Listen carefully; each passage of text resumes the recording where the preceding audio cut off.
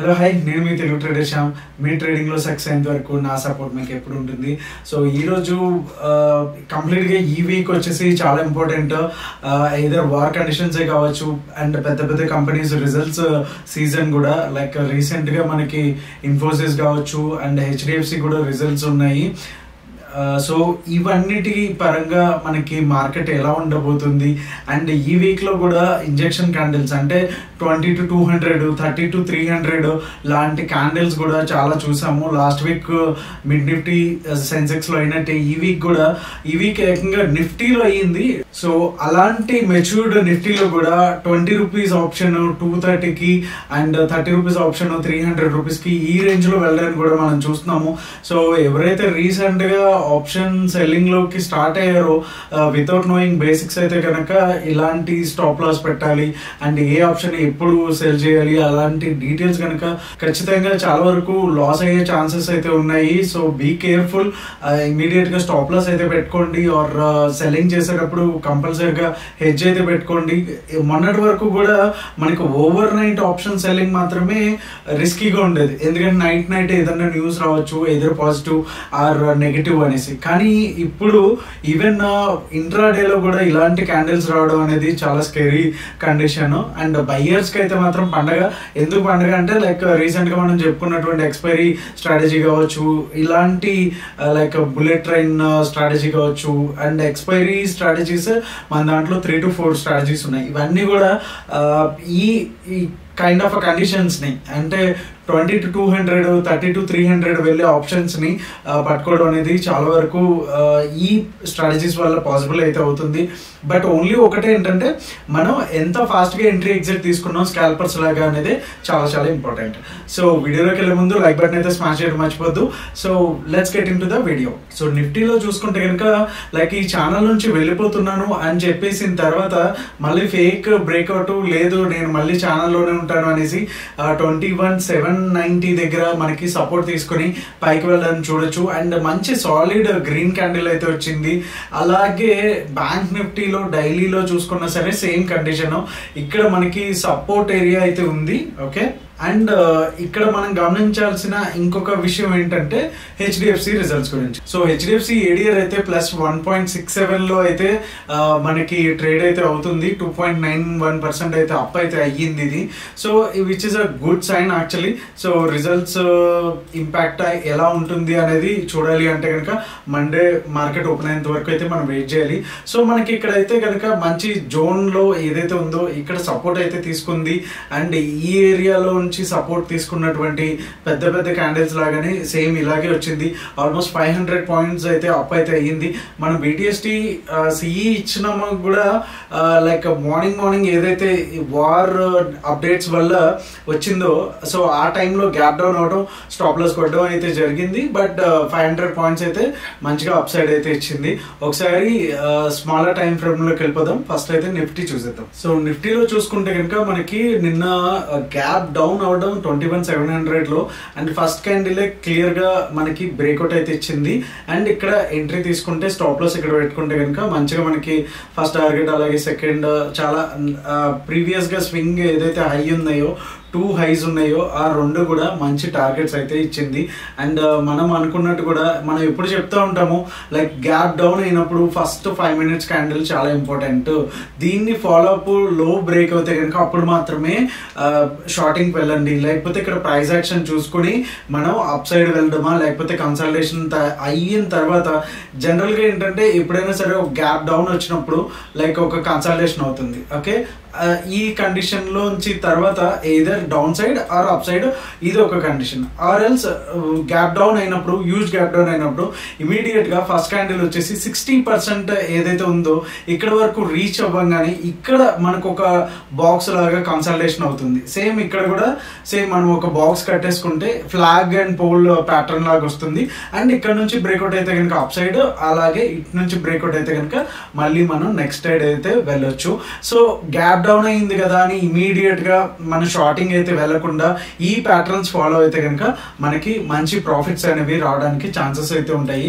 So గుర్తుపెట్టుకోండి, next time ఎప్పుడు gap up or gap down అయినా సరే పెద్దది అంటే లైక్ నిఫ్టీలో 100+ కావచ్చు అండ్ బ్యాంక్ నిఫ్టీలో 300 కావచ్చు. సో ఆ టెంప్టేషన్తో ఇంకా పడిపోద్ది అనేసి మనం వేస్తాము.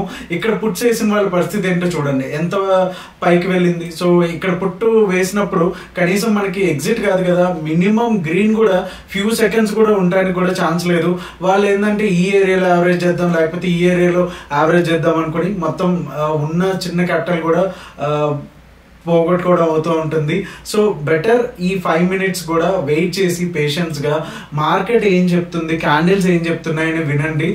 ఎయిదర్ ఇది టాప్కి వెళ్తుందా లేకపోతే ఈ క్యాండిల్ని బ్రేక్ చేసుకుని వెళ్తుందా, సో దాన్ని బట్టి ట్రేడ్స్ తీసుకోవడానికి అయితే ప్లాన్ చేసుకోండి. అండ్ నిన్న కూడా సేమ్ అలానే జరిగింది. అండ్ ప్రీవియస్గా కూడా గమనిస్తే కనుక ఫస్ట్ 2 candles కూడా ఎటువంటి లేదు. సో బ్రేక్ అయితే అయ్యింది మంచిగా, కొంతవరకు అయితే 1:1 రేషియోలో అయితే ఇచ్చింది. తర్వాత అగైన్ మళ్ళీ కొంతవరకు చిన్న టార్గెట్ అయితే ఇచ్చింది. అగైన్ ఎప్పుడైతే ఈ లెవెల్ బ్రేక్ అయిందో అప్పుడు మనకి మంచి ప్రాఫిట్ అనేది డౌన్ సైడ్ కూడా రావడం జరిగింది. సో ఫస్ట్ 15 minutes క్యాండిల్ ఏదైతే ఉందో చాలా వరకు మనకి డైరెక్షన్ చూపించేది అదే. ఓకే, సో 15 minutes టాప్లో ఉంది అంటే కనుక మాక్సిమం లాంగ్స్ వెళ్ళండి. అలానే 15 minutes కనుక బ్రేక్ అయ్యి కిందకు వస్తుంది అనుకుంటే మార్కెట్ డౌన్ సైడ్ ఆపర్చునిటీస్ చూడండి. ఓన్లీ ఇదే కాకుండా దాంతోపాటు డేటా ప్రైస్ యాక్షన్ తీసుకుంటే మనకి మంచి రిజల్ట్స్ అనేవి వస్తాయి. ఓకే, సో ఈరోజు ప్రైస్ యాక్షన్ లెసన్ చాలా అయిపోయింది, వీకెండ్ అనాలిసిస్ కాబట్టి కొంచెం ఎక్కువ టైం తీసుకుంటున్నాను.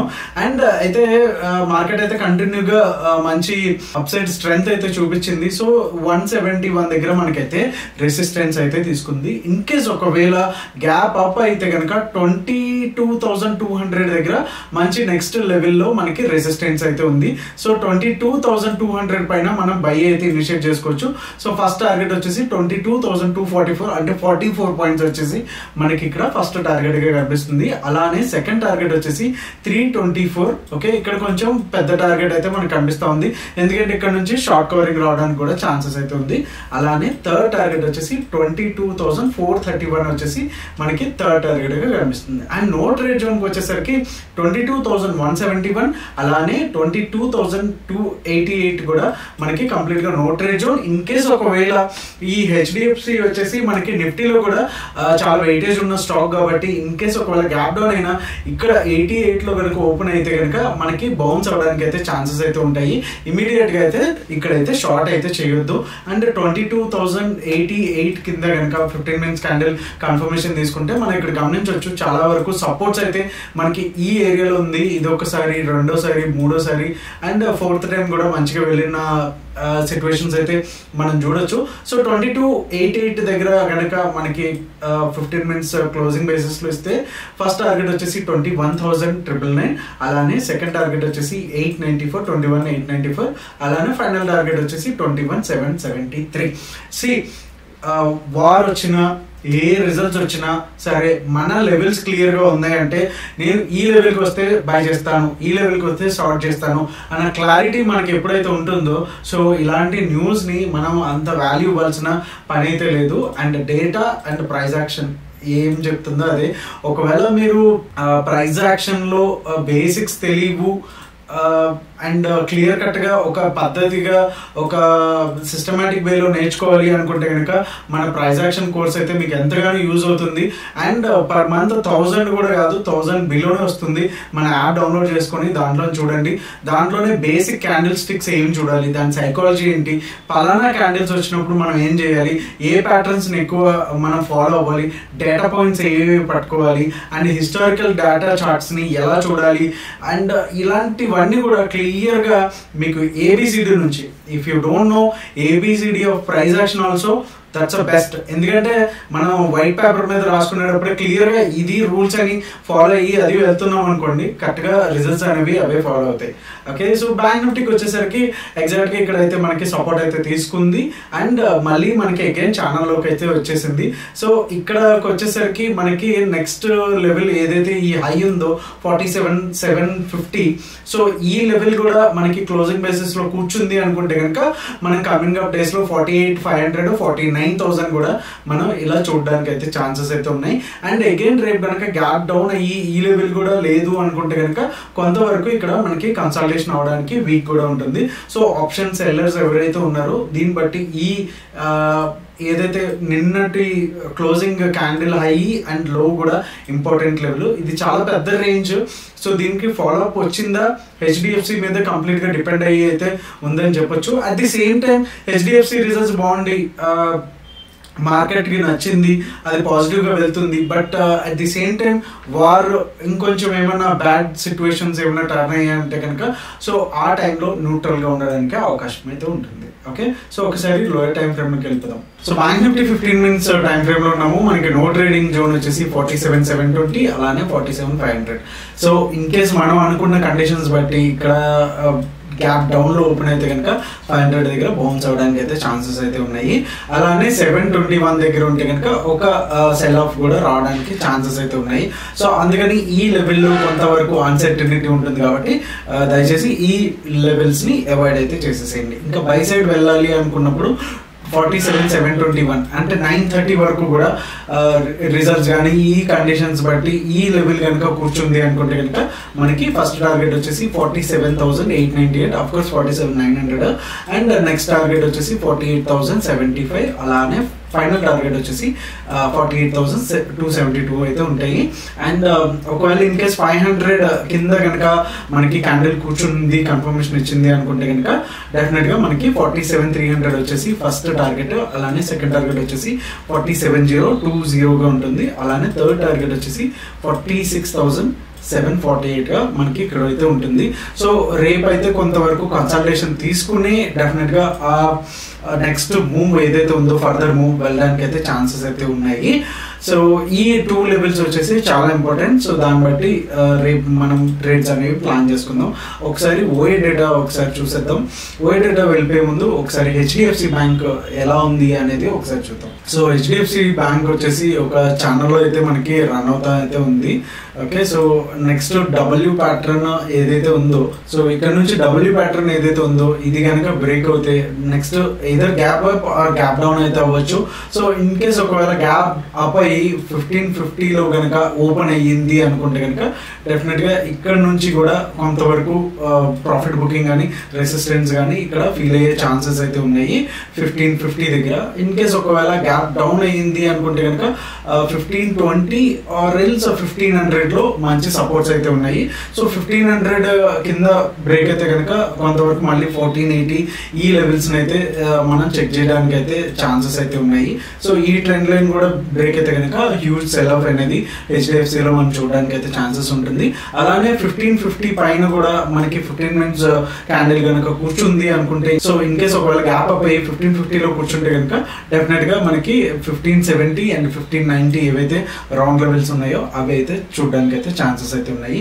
సో ఒకసారి క్విక్గా ఓఏ డేటా చూసేద్దాం బ్యాంక్ నిఫ్టీ. సో ఓఏ డేటాకి వచ్చేసరికి కొంచెం ఇంట్రెస్టింగ్ వీక్లీ వచ్చేసి 23.33 lakhs ఉంటే 23.30 ఉంది. సో ఓవరాల్గా ఇదైతే పెద్ద న్యూట్రల్ అనే చెప్పొచ్చు. సో ఓవరాల్గా ఎటువంటి డైరెక్షన్ కూడా లేదు, ఆల్మోస్ట్ ఈక్వల్ వెయిట్లో కాల్స్ అండ్ పుట్స్ అయితే ఉన్నాయి. అలానే April and the May and June and near month next month far month చూసుకుంటే కనుక 4.66 ఉంటే 4.53 ఉంది. ఇక్కడ కూడా జస్ట్ 12,000 కాంట్రాక్ట్స్ మాత్రమే డిఫరెన్స్ అయితే ఉంది.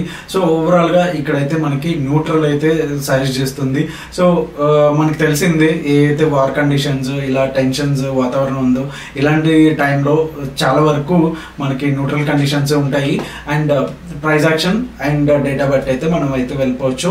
Hope you like this video and like button అయితే స్మాష్ చేయడం మర్చిపోద్దు. Thank you so much. Monday మళ్ళీ డైలీ అనాలిసిస్ వీడియోలో మనం కలుద్దాం. Thank you so much. Happy weekend. జై హింద్.